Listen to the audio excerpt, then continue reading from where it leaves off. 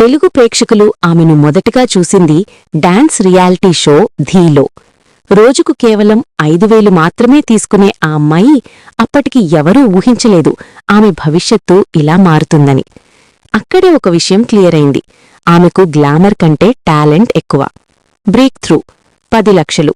2015లో వచ్చిన ప్రేమం ఆమె జీవితాన్ని పూర్తిగా మార్చేసింది. మాలర్ టీచర్ పాత్రతో ఆమె సహజ నటన దేశవ్యాప్తంగా గుర్తింపు తెచ్చుకుంది. ఈ సినిమా కోసం ఆమెకు సుమారు 10 లక్షల రెమ్యూనరేషన్ వచ్చింది.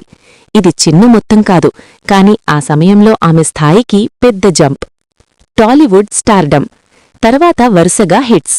ఇక్కడొక ముఖ్యమైన విషయం, ఆమె ఎప్పుడూ గ్లామర్ రేస్లో పడలేదు. మేకప్ లేకుండా సహజ లుక్స్తో కంటెంట్ ఉన్న కథలే ఎంచుకుంది. ఫలితం స్టార్ హీరోయిన్గా ఎదిగింది. కాని తన విలువలు మార్చుకోలేదు.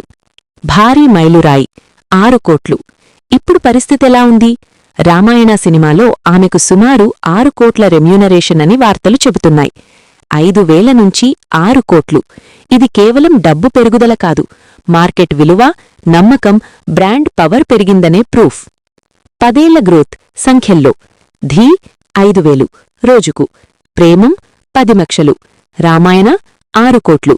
ఇది సాధారణ గ్రోత్ కాదు, ఇది స్ట్రాటజిక్ గ్రోత్. సాయి పల్లవి 3 విషయాలు క్లియర్గా ఫాలో అయింది. Content first, selective projects, natural brand image. అసలు పాయింట్ ఏమిటి? చాలామంది ఇండస్ట్రీలో సక్సెస్ కోసం ఇమేజ్ మార్చుకుంటారు, కాని ఆమె మాత్రం తన ఇమేజ్ మార్చుకోకుండా మార్కెట్ను మార్చుకుంది.